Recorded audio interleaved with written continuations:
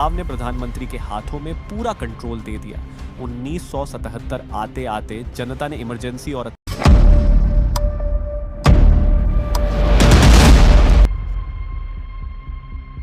Korea जैसी dictatorship के अधीन थी। डिक्टेटरशिप क्यों से? Modi is a dictator.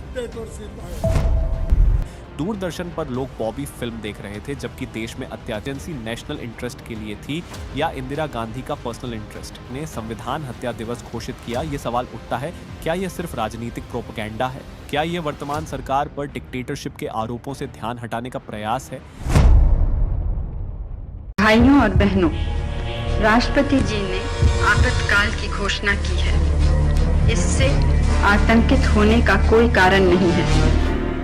दोस्तों, 12 जुलाई 2024 भारत सरकार ने इसे आधिकारिक रूप से घोषित किया है, संविधान हत्या दिवस। अब सवाल यह है, आखिर क्यों?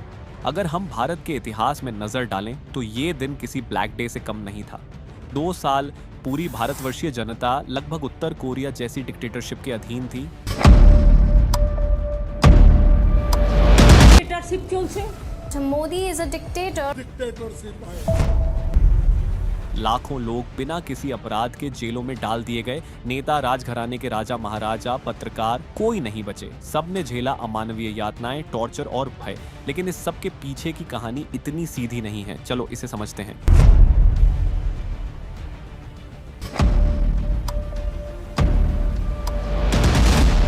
उन्नीस भारत में जनरल इलेक्शन होने वाले थे।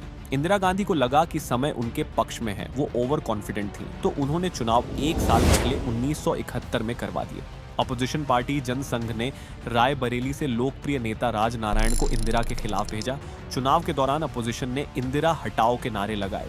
इंदिरा ने इन नारों को अपनी तरफ मोड़ दिया। गरीबी हटाओ का नारों में बदलकर जनता से कहा, अब फैसला आपके हाथ में है, इंदिरा को हटाना है या गरीबी को खत्म करना है। इस चुनाव में इंदिरा को 18,83,000 वोट मिले और राजनारायण को सिर्फ 71,499। राजनारायण ने आरोप लगाया कि चुनाव में बैलेट पेपर टंपरिंग और सरकारी संसाधनों का दुरुपयोग हुआ। ये केस इलाहाबाद हाई कोर्ट के 12 जून 1975 को कोर्ट ने फैसला सुनाया। इंदिरा गांधी गिल्टी पाई गई। उन्होंने सरकारी लाउडस्पीकर्स और सरकारी अफसरों का चुनाव में दुरुपयोग किया था। हालांकि कोर्ट ने इंदिरा को तुरंत हटा नहीं दिया, लेकिन उन्हें कहा गया कि वे सिर्फ नाम की प्रधानमंत्री रहेंगी, कोई पार्लियामेंट प्रोसीडिंग में हिस्सा नहीं ले सकती। तभी देश में महंगाई, भ्रष्टाचार और बेरोजगारी चरम पर थे। जयप्रकाश नारायण ने दिल्ली के रामलीला मैदान में आंदोलन शुरू किया, टोटल रेवोल्यूशन की मांग। इस आंदोलन ने इंदिरा गांधी को ऐसा अवसर दिया जिससे उन्होंने 25 जून 1975 की रात को देशव्यापी इमरजेंसी लागू कर दी। भाइयों और बहनों, राष्ट्रपति जी ने आपातकाल की घोषणा की है। इससे आतंकित होने का कोई कारण नहीं है। President has proclaimed emergency. This is nothing to panic about.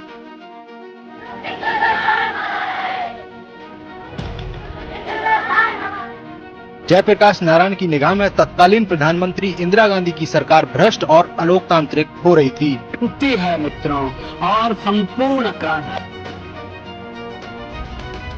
और अंततोगत्वा नया भारत बनाना है।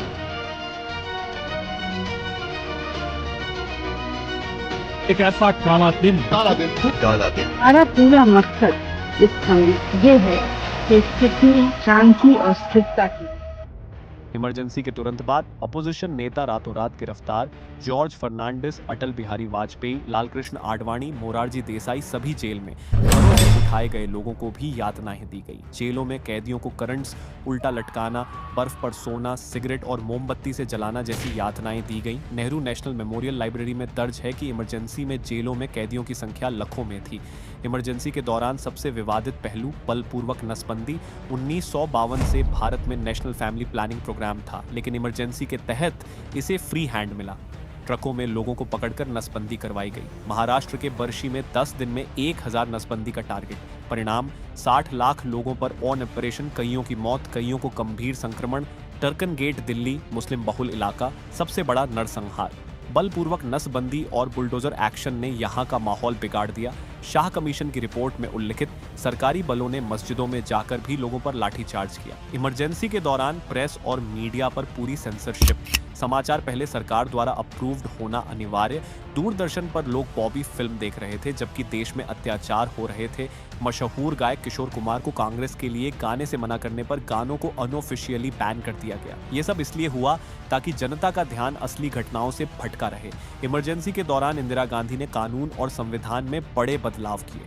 29वां अमेंडमेंट, राष्ट्रपति, प्रधानमंत्री और स्पीकर पर न्यायिक हस्तक्षेप को रोकना। 42वां अमेंडमेंट, 40 आर्टिकल्स में बदलाव जिसे मिनी संविधान कहा गया। केंद्रीय सरकार को राज्य कानून को रद्द करने का अधिकार, किसी भी कानून पर सुप्रीम कोर्ट का रिव्यू नहीं, फंडामेंटल राइट्स का ओवरराइड, पार्लियामेंट और राज्य विधानसभा के कार्यकाल बढ़ाने की शक्ति, फंडामेंटल राइट्स का suspension, right to life, right to personal liberty, right to constitutional remedies, right to freedom सभी निलंबित। इस बदलाव ने प्रधानमंत्री के हाथों में पूरा कंट्रोल दे दिया। 1977 आते आते जनता ने इमरजेंसी और अत्याचारों से घृणा जताई। इंदिरा गांधी ने जनरल इलेक्शंस की घोषणा की, कांग्रेस हार गई, जनता पार्टी आई। 44वां अमेंडमेंट पास कर फंडामेंटल राइट्स और न्यायिक शक्तियों को वापस लाया गया। तो सवाल उठता है, इमरजेंसी नेशनल इंटरेस्ट के लिए थी या इंदिरा गांधी का पर्सनल इंटरेस्ट? कुछ का मानना अंतर्राष्ट्रीय ताकतों और जेपी नारायण आंदोलन का असर, कुछ का मानना पॉपुलेशन नियंत्रण और नसबंदी। सबसे आम स्पेकुलेशन, पावर बनाए रखने के लिए। आपका क्या मानना है? आज भी जब बीजेपी सरकार ने संविधान हत्या दिवस घोषित किया, ये सवाल उठता है, क्या यह सिर्फ राजनीतिक प्रोपेगेंडा है? क्या यह वर्तमान सरकार पर डिक्टेटरशिप के आरोपों से ध्यान हटाने का प्रयास है? लेकिन इतिहास हमें यही सिखाता है, संविधान की हत्या करने वाले सिर्फ इंदिरा गांधी और कांग्रेस नहीं थे, बल्कि परिस्थितियां और राजनीतिक आकांक्षाएं थीं।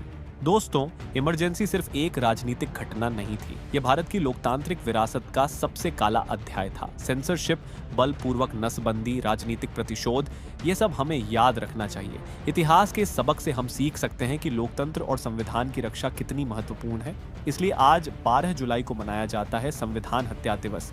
ये केवल एक दिन नहीं, बल्कि हमें याद दिलाता है, लोकतंत्र की रक्षा करना हमारी जिम्मेदारी है। दोस्तों, इस जानकारी को अपने परिवार और दोस्तों के साथ साझा करें। इतिहास को जानना, समझना और सीखना ही हमें सशक्त नागरिक बनाता है। जय हिंद।